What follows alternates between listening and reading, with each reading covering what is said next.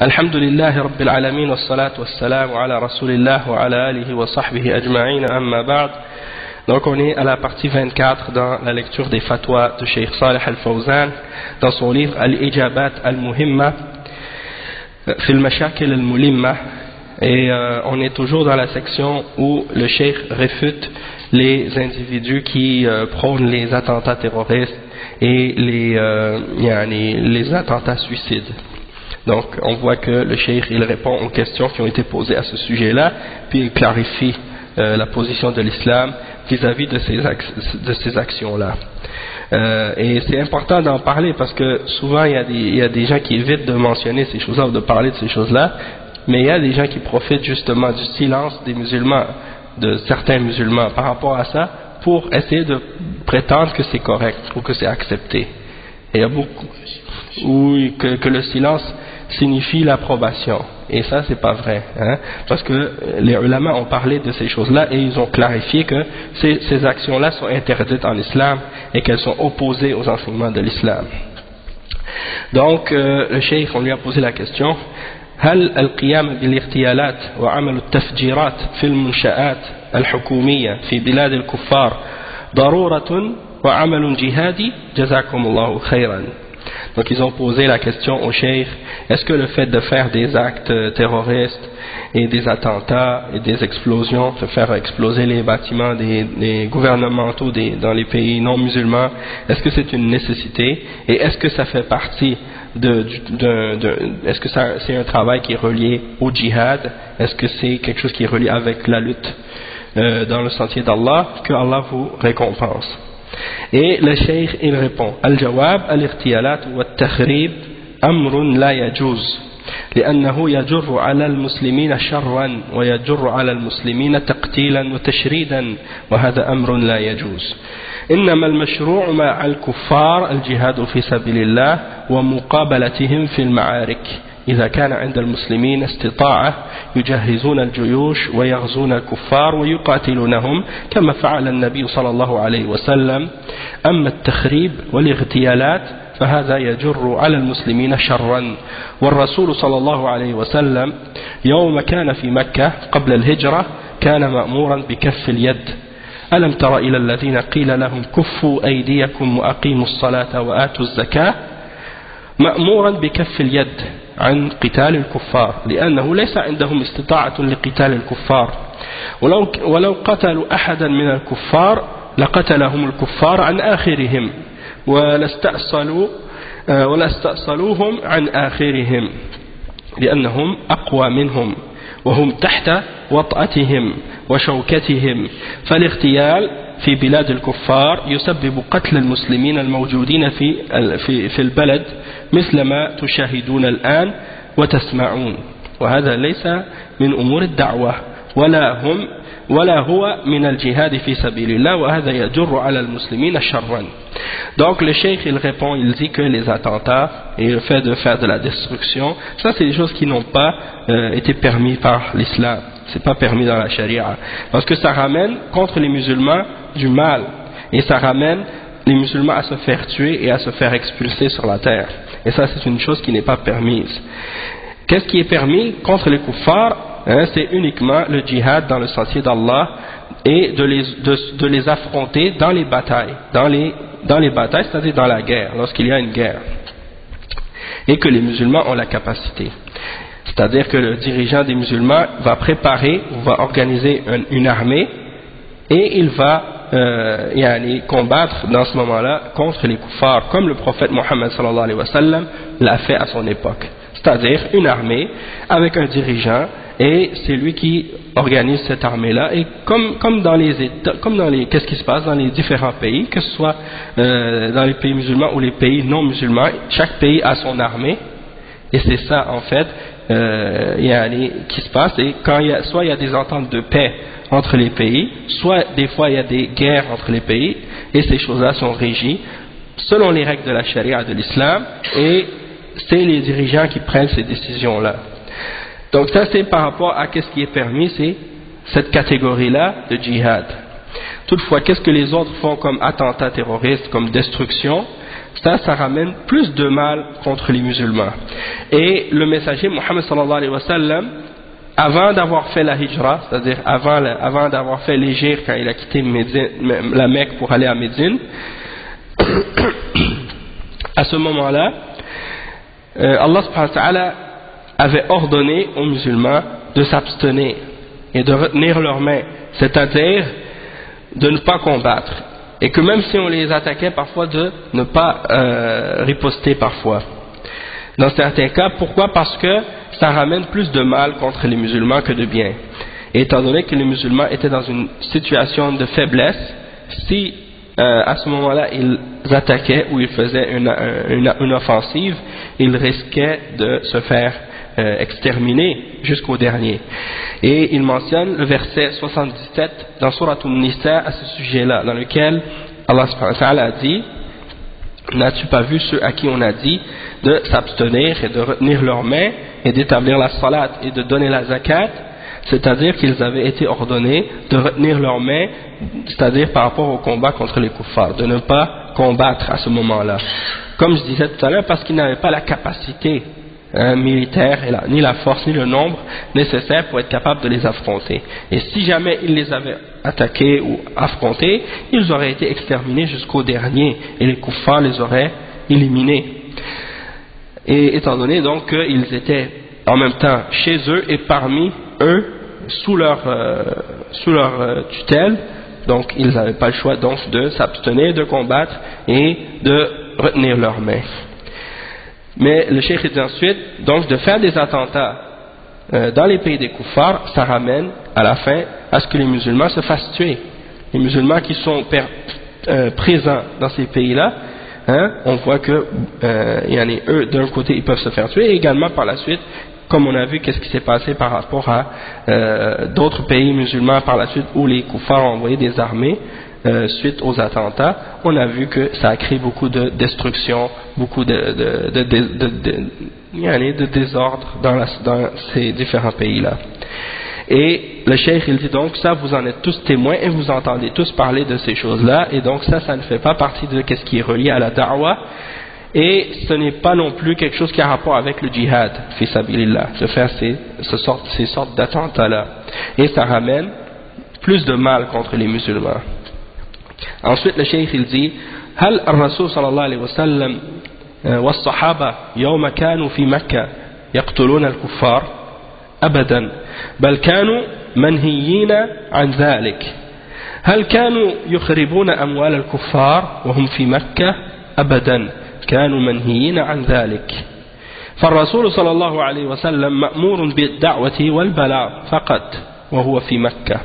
أما القتال إنما كان في المدينة لما صار للإسلام دولة. Donc le cheikh il dit: est-ce que le messager sallallahu alayhi wa sallam ainsi que les sahaba, les compagnons, lorsqu'ils étaient à Mecca, est-ce qu'ils combattaient les kuffars? Est-ce qu'ils tuaient les kuffars? Non, jamais. Ils étaient interdits de faire ce genre de choses. Et est-ce qu'ils détruisaient les biens des kuffars lorsqu'ils étaient à Mecca? Jamais. Ils n'ont jamais fait une chose pareille. Ils étaient interdits de faire une chose pareille. Donc le messager d'Allah sallallahu alayhi wa sallam était uniquement ordonné de transmettre le message et d'inviter les gens à la foi et à l'islam lorsqu'il était à Mecca. En ce qui concerne le combat, ça c'était uniquement par la suite à Médine, lorsque les musulmans ont acquis un pays, si tu veux, un état à Médine. Et le cheikh en bas il dit: وقول الشيخ لما صار للإسلام دولة أي دولة قوية في إيمانها بالله وفي عدتها من الأسلحة تستطيع مجابهة الأعداء وخوض المعارك معهم وقد تقدم قوله. Donc le cheikh il explique ensuite que dans la note de bas de page il y a une note ici, il dit que lorsque le cheikh il dit que à Médine les musulmans ont eu un pays ou un état, c'est-à-dire pas juste d'avoir un pays, parce que aujourd'hui les musulmans ont plusieurs pays ou nombreux pays qui sont des pays musulmans. Toutefois, le cheikh il dit un pays qui est fort, c'est-à-dire un pays qui possède la force, c'est-à-dire force spirituelle, c'est-à-dire dans sa foi en Allah subhanahu wa ta'ala. Donc il est fort par sa foi en Allah, et il est fort également dans le sens qu'il possède des armes qui les permettent d'affronter les ennemis et de faire des combats ou des batailles comme on l'a expliqué. Donc ça c'est pas le cas actuellement, par exemple dans la plupart des pays musulmans, puisque les pays musulmans actuellement sont faibles et ils n'ont pas malheureusement la force militaire nécessaire pour justement permettre encore de faire le djihad actuellement. Donc ça c'est des exemples de qu'est-ce que le cheikh a répondu par rapport à ça. Ensuite il dit as-su'al ما حكم من يقوم بقتل الأبرياء وتفجير المنشآت من أجل ترهيب الكفار وتخويفهم والانتقام لما يحدث للمسلمين من شر بسببهم.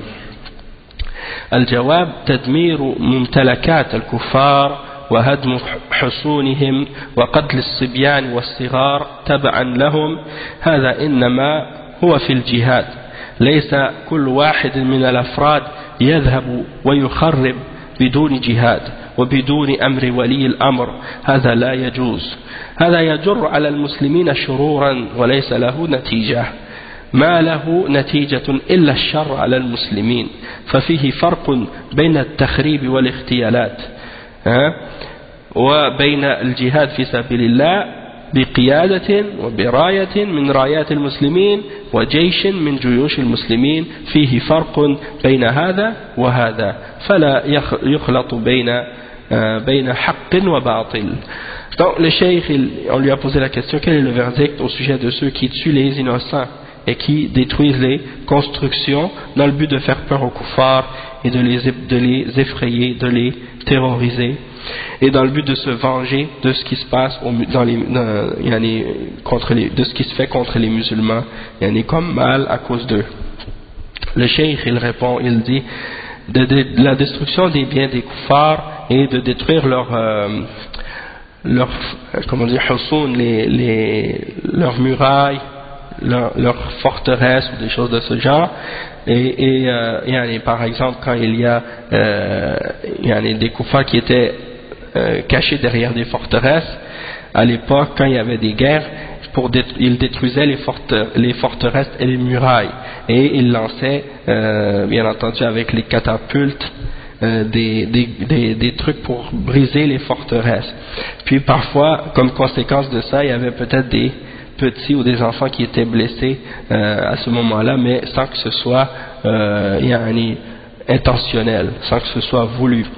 Donc le cheikh il dit que ça c'est dans les questions lorsqu'il y a des guerres, lorsqu'il y a le djihad, des choses de ce genre. C'est pas entre des individus qui partent et qui décident d'aller tuer qui ils veulent, sans que ce soit fait avec l'ordre du dirigeant musulman. Ça c'est pas permis. Donc ça veut dire que quelqu'un parmi les musulmans peut pas décider aujourd'hui de dire bon moi je vais partir, je vais aller attaquer des kuffars, des non-musulmans, puis je vais commencer à faire sauter telle ou telle affaire, tel endroit, ou faire de la destruction ou tuer des innocents. Ça c'est pas permis pour un musulman de faire des choses pareilles. Et il y en a c'est ça, il y en a qui le font, soit individuellement ou soit avec des groupes organisés. C'est-à-dire des groupes de personnes qui s'organisent entre eux pour décider de faire ce genre de choses-là. Et ça, vous allez rarement entendre des gens qui mentionnent ces choses-là publiquement. La majeure partie du temps, vous allez entendre des gens, vous n'allez pas entendre parler des gens de ces choses-là en public ou ouvertement. Parce que, bien entendu, ils savent que c'est des choses qui sont criminelles, puis que c'est des choses qui sont interdites, qui sont condamnées par l'islam et par les musulmans en général et par les kuffars également. Donc qu'est-ce qu'ils font? Ils vont parler de ces sujets-là mais en cercle fermé, en cercle privé. Et c'est pour ça que c'est important de mettre en garde et d'avertir les musulmans et les non-musulmans par rapport à ces choses-là, parce que justement, même si on pense que on n'en entend pas parler, il y en a des gens qui ont ces idées-là et qui propagent ces idées-là dans des cercles fermés, puis dans des mosquées, puis dans d'autres endroits aussi, dans des centres. Et qu'est-ce qu'ils font parfois, comment ils procèdent, c'est qu'ils vont dans les mosquées, puis ils essaient de cibler certaines personnes qu'ils pensent être des personnes susceptibles d'accepter ces idées-là. Puis il les approche, puis il commence à les inviter subtilement à ces idées-là, pas directement, mais petit à petit. Puis après, ils les font rentrer avec eux. Et donc, c'est pour ça que c'est très important d'être averti de ça, puis de mettre en garde contre ces choses-là, parce qu'ils ont toutes sortes d'arguments et de shubuhat, comme on dit, pour essayer de convaincre les gens, et souvent ils passent par les émotions. C'est-à-dire, ils vont mentionner, par exemple, qu'est-ce qui se passe dans le monde musulman, comment les musulmans se font humilier ou tuer ou torturer, ou comment on viole des femmes, des choses de ce genre. Puis ils essaient de faire monter en fait l'émotivité des personnes pour essayer de les et par la suite de les aveugler d'une certaine façon. Quand ils sont très très pompés, ça y est, par la suite, ils leur glissent petit à petit de ces idées-là, puis après ils les font rentrer dans leur groupe ou dans leur organisation ou dans leurs idéologies. Et non, souvent c'est eux qui ne vont jamais. C'est-à-dire, ils appellent les gens à aller le faire, et puis après, eux, ils restent. Donc ça, c'est des exemples.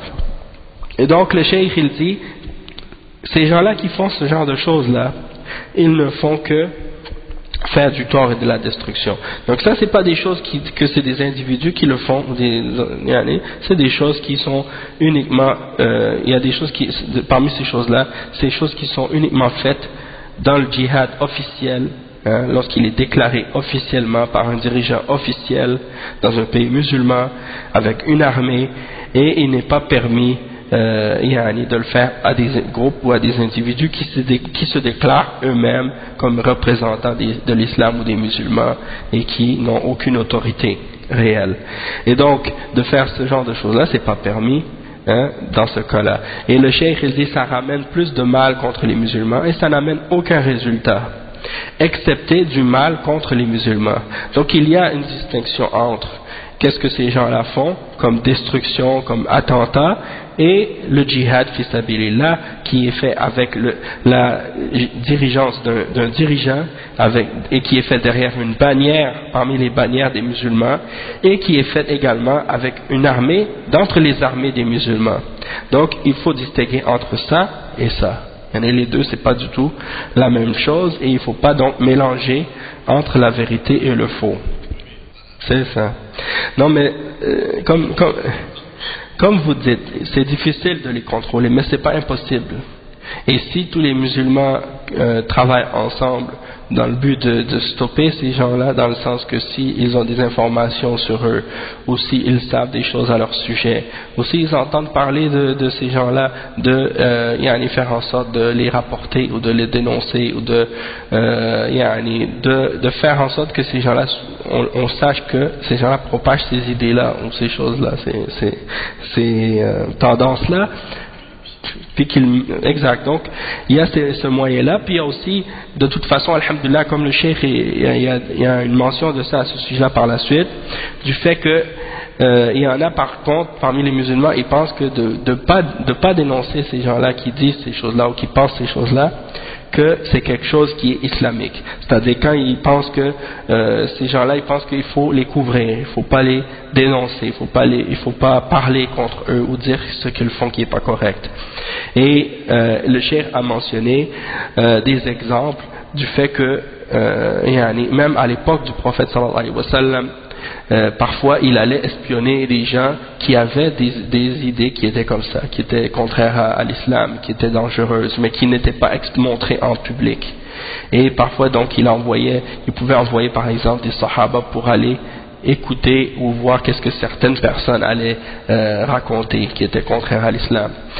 Et les ulama dans les livres de fiqh, ils ont parlé justement de ces catégories-là qui vont pour justement essayer de démasquer. Et dans chaque pays musulman, il y a des services donc de renseignement qui sont chargés justement d'espionner ces individus pour essayer de les démasquer puis de les arrêter. hein.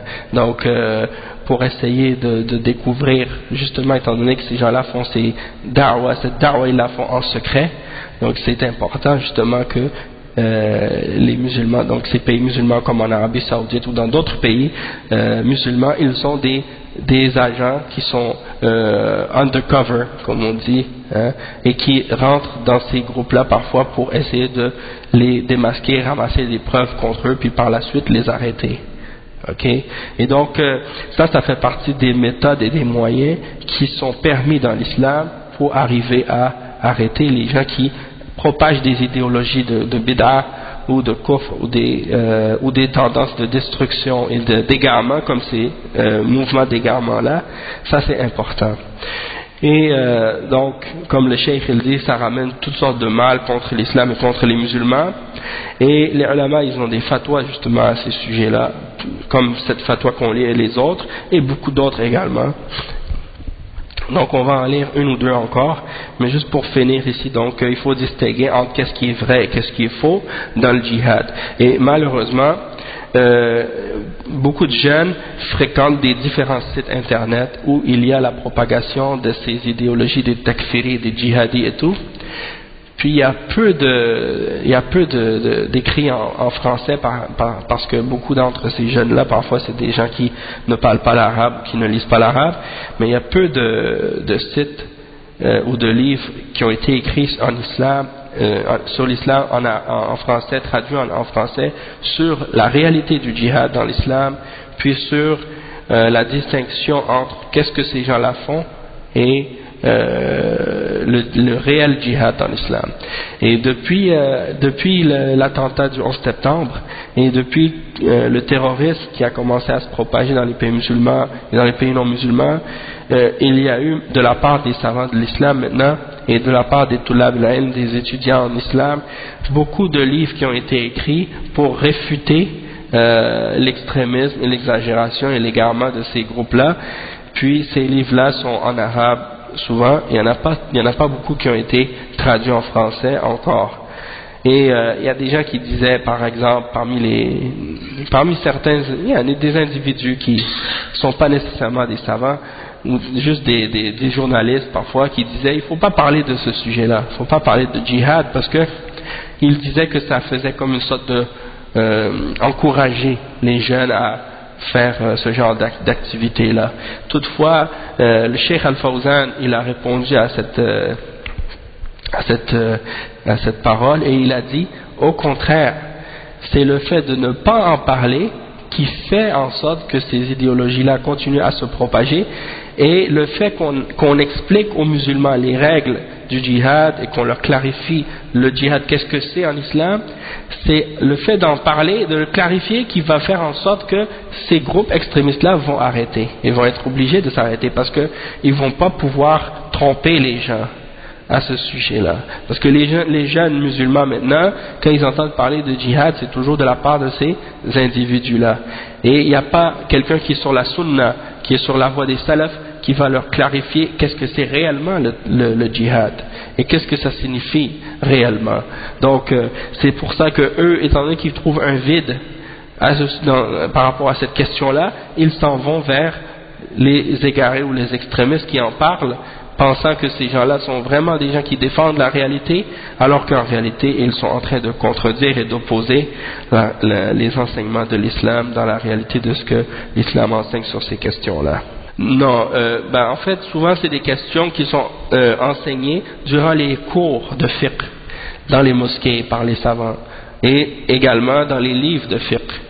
Donc, mais dans les prêches du vendredi, il y a des prêches du vendredi qui ont été faites. Il y a des prêches de vendredi qui ont été faites sur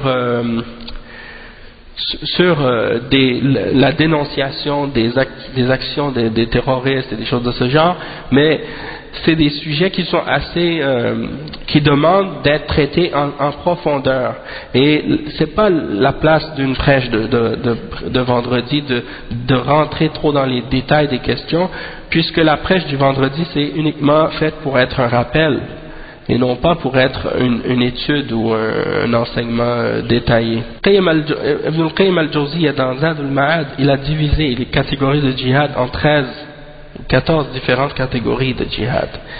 Et 4 grosses catégories, puis après, wa alaykoum salam wa rahmatullah, puis après il y a des subdivisions de chacune de ces catégories-là, donc ça revient à environ 14 divisions, wa alaykoum salam wa rahmatullah.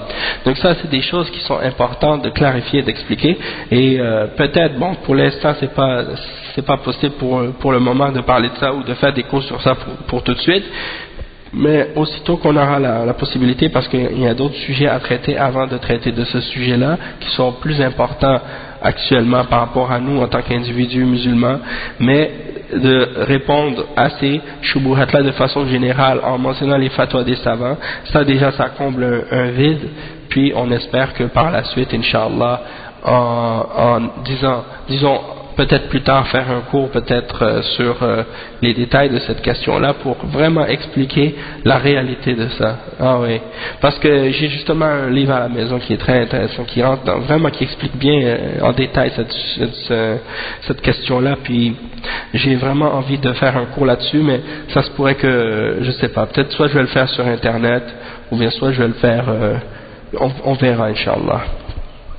Ou bien soit je vais le traduire juste sous forme de livre écrit que les gens pourront télécharger puis lire par la suite pour avoir plus de compréhension sur ça. Ensuite il y a une autre question, puis on va lire celle-là, puis après on va commencer le cours. La question a été posée au cheikh. السؤال: أفتى من أفتى بجواز قتل الأمريكان في جميع بلدان العالم وقال إنهم حربيون، فما قول فضيلتكم في هذا؟ الجواب: هذا المفتي جاهل، لأن هذا فيه تفصيل، فالذين تعاهدنا وإياهم ودخلوا في بلادنا بالعهد أو بالأمان أو استقدمناهم بأعمال يقومون أو يقيمون بها نحن بحاجة إليها، هؤلاء هم تحت عهدنا وذمتنا، ولا يجوز أن نغدر بهم ولا أن نقتلهم، فالدول التي بيننا وبينهم عهد وتمثيل دبلوماسي لا يجوز الغدر بهم، والكفار الذين دخلوا بلادنا بإذننا لا يجوز الغدر بهم. قال تعالى: وإن أحد من المشركين استجارك فأجره حتى يسمع كلام الله ثم أبلغه مأمنه، فلا يجوز الغدر بالذين دخلوا في بلاد المسلمين بإذن ولي أمر المسلمين أو المسلمون استقدموهم، فلا يجوز مثل هذا الكلام، إنما الحربي الذي ليس بيننا وبينه عهد ولا أمان هذا هو الحربي. Donc le cheikh il a répondu à cette question. La question c'est quoi? C'est qu'il y a un individu qui a fait une fatwa, et qui a, premièrement la fatwa on a expliqué plusieurs fois, mais pour répéter, parce que les médias parfois ils mentionnent des trucs sur la question de la fatwa. Quand ils disent le mot fatwa, les gens pensent que c'est un appel au meurtre, ou bien que c'est pour appeler à tuer quelqu'un, alors que ça n'a rien à voir avec ça. Le mot fatwa ou le terme fatwa dans l'islam, quand on l'utilise, c'est dans le but d'expliquer ou de clarifier un verdict religieux dans l'islam. Donc sur n'importe quel sujet, n'importe quelle question. Comme si quelqu'un te demande, est-ce que avant de prier tu dois être en état de pureté, ça c'est quelqu'un te demande une fatwa. Toi tu réponds à cette question-là, tu dis oui, avant de prier il faut être en état de pureté, hein, donc il faut être en état de pureté, et il faut enlever les impuretés majeures et mineures, ainsi de suite, et on explique ces choses-là. Ça c'est une fatwa, d'accord? Si on demande est-ce qu'un homme durant le Ramadan il doit jeûner, et tu dis oui, c'est obligatoire de jeûner, dans ce cas-là, ça c'est une fatwa. Ça, tu expliques le verdict, puis tu peux mentionner les preuves et ainsi de suite. Donc ça c'est une fatwa.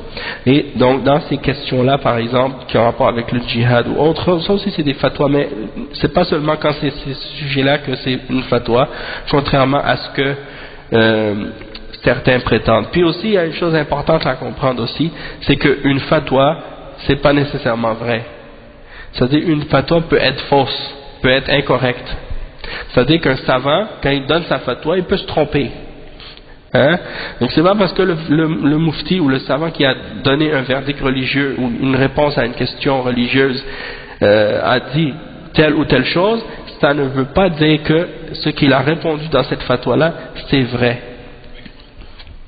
Ça, c'est pour ça que les savants, si par exemple quelqu'un a fait une fatwa, il a dit quelque chose selon l'islam, puis que il s'est trompé, en général, un autre savant va lui répondre. Il va clarifier qu'il s'est trompé dans cette fatwa-là. Hein? Et puis, on doit demander également, on a le droit de demander au savant qui a fait la fatwa, quelles sont ses références, quelles sont ses preuves dans cette fatwa-là. Et si ces références et ces preuves sont incorrectes, ou qu'il n'a pas respecté certains principes, alors dans ce cas-là, cette fatwa-là ne va pas être valable et ne va pas être acceptée. Donc ça, c'est un point important par rapport à la fatwa, que les médias, bon, en principe, c'est pas des musulmans, donc on peut comprendre le fait qu'ils sont ignorants à ce sujet-là, mais le fait qu'ils propagent l'ignorance, puis qu'ils créent de la désinformation, justement, en confondant les gens, en les mélangeant, en utilisant des termes qu'ils ne comprennent même pas correctement. Donc, ils ont posé la question à quelqu'un au sujet de est-ce que c'est permis de tuer parce qu'il y en a un qui a donné une fatwa, un individu qui a donné une fatwa qui dit que c'est permis de tuer les Américains partout dans le monde. Il dit que ce sont des gens qui sont des harbiyoun. Harbiyoun, ça veut dire quoi? Ça veut dire des gens qui sont en guerre contre les musulmans. Et quelle est votre parole, ou qu'est-ce que vous dites, votre position par rapport à cette fatwa-là? Donc, on voit un exemple ici de quelqu'un qui a fait une fatwa. On n'a pas nommé le nom de cette personne-là, mais on a dit il y a quelqu'un qui a fait une fatwa qui dit qu'il faut tuer tous les Américains dans le monde. C'est quoi la réponse? Cheikh Al-Fawzan, il répond, il dit, ce mufti, c'est-à-dire cette personne-là qui a donné cette fatwa-là, c'est un jahil, c'est-à-dire c'est un ignorant, il ne connaît rien. Hein? Parce que quelqu'un qui connaît l'islam, il ne va pas donner une fatwa pareille, il ne va pas faire une fatwa comme ça. Donc le cheikh il répond et il explique pourquoi cette fatwa elle n'est pas correcte et pourquoi il est ignorant cet individu-là. Il dit parce que dans ces questions-là il faut détailler, il y a des détails sur cette question-là. Premièrement, si il y a des non-musulmans avec qui nous avons des ententes, et des pactes. Et ceux qui sont rentrés dans notre pays et qui sont rentrés avec un visa, avec une entente, en sécurité, on les a fait venir pour qu'ils travaillent pour nous, pour qu'ils fassent un travail pour nous. Et nous, on a besoin d'eux. Donc, ceux-là sont sous notre entente, sous notre protection. Et il n'est pas permis à quiconque d'entre nous de les trahir, ou de les tuer, ou des choses de ce genre. Donc, s'il y a des pays dans le monde, et qu'entre nous et ces pays-là, il y a une entente de paix et des pactes, des trêves et comme on dit, des contrats, des ententes entre nous, et qu'il y a un représentant diplomatique de ces pays-là dans notre pays, alors il n'est pas permis pour nous de les trahir, de trahir ces pays-là et ces individus-là. Donc, le cheikh explique ça, c'est un point que beaucoup de jeunes d'entre les musulmans aujourd'hui ne comprennent pas ça. Ils pensent que c'est une question comme si, ça y est, on n'aime pas tel ou tel pays, on n'aime pas tel ou tel individu, ça y est, c'est correct, on peut agir avec eux comme on veut. Non, il y a des ententes gouvernementales entre les États, entre les chefs d'État, et il y a des trêves, il y a des pactes, et donc il faut respecter ces ententes-là. Donc le cheikh il dit, ensuite, il dit, et les koufars qui sont rentrés dans notre pays avec notre permission, il n'est pas permis pour nous de les trahir. Et il mentionne un verset 6 dans Surat At-Tawbah, dans lequel Allah subhanahu wa ta'ala dit, et si un d'entre les mouchriquines te demande la protection, alors protège-le et garde-le jusqu'à ce c'est-à-dire il demande que tu le protèges, que tu ne vas pas l'attaquer ou lui faire du mal, tu dois le laisser, et tu le protèges jusqu'à ce qu'il entende la parole d'Allah, puis tu le ramènes à l'endroit où il va être en sécurité, là où il veut aller. Donc il n'est pas permis pour nous de trahir ceux qui sont rentrés dans les pays musulmans avec la permission du dirigeant ou du chef de l'État des musulmans, ou des non-musulmans qui sont rentrés dans les pays musulmans et qu'on les a fait venir pour qu'ils travaillent ou des choses de ce genre, ça c'est pas permis. Et c'est le harbi, le harbi c'est qui? C'est le non-musulman. Entre nous et eux, il n'y a pas d'entente de paix. C'est ça le harbi. Le harbi, c'est le mécréant qui est en guerre, c'est-à-dire entre son pays, son État et notre État, il y a une déclaration ouverte et officielle de guerre. C'est ça le harbi. Ok? S'il y a une entente de paix, un pacte entre nous et son pays, entre son pays et le pays et leur pays, dans ce cas-là, s'il y a une entente de paix, il n'est pas un harbi, hein? Il est sous l'entente et le pacte. Hein? Al-Musta'man ou bien Al-Mu'ahad. Al-Musta'man, celui qui est sur l'aman, qui est sous la protection ou l'entente. Et Al-Mu'ahad, c'est celui qui, entre nous et eux, il y a un ahd, il y a une entente, il y a un pacte. Mu'ahad. Mu'ahad, l'ahd. Musta'man. Oui, le premier c'est le Musta'man, celui qui est sous al-aman. Musta'man. Musta'man. Et l'autre c'est al-Mu'ahad. Donc les kuffars, quand on dit les kuffars, ne sont pas tous dans la même catégorie. Il y en a qui ne distinguent pas entre les catégories. Il y a al-Musta'man, il y a al-Mu'ahad, il y a al-Dhimmi, et il y a al-Harbi. C'est des différentes catégories, et ça a rapport avec les ententes internationales entre les États, c'est pas au niveau des individus. Ok? Ça c'est important de le comprendre. Et il y a un cheikh qui s'appelle Cheikh Mohamed Bazmoul, il a un livre qu'il a écrit qui s'appelle Al-Alaqat al-Dawliya yani fi l'Islam. Et ça c'est un livre très important, très intéressant. C'est-à-dire les relations internationales dans l'islam. Et il parle de tous ces sujets-là, et vraiment c'est très très intéressant. Donc Inch'Allah on va s'arrêter ici dans la lecture des fatwas, puis on continuera au prochain cours Inch'Allah. Subhanakallah wa bihamdika ashhadu an la ilaha illa anta astaghfiruka wa atubu ilayk.